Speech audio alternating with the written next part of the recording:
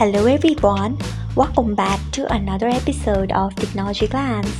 Today in this video, I'm going to guide you through how you can add your language on Tango. So let's get started. Firstly, open Tango app in your device. Then tap on your profile icon if you haven't.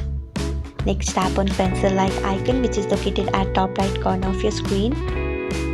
After that, scroll until you find My Languages. Then tap on Add Your Languages. Then select your language. After that, tap on Save.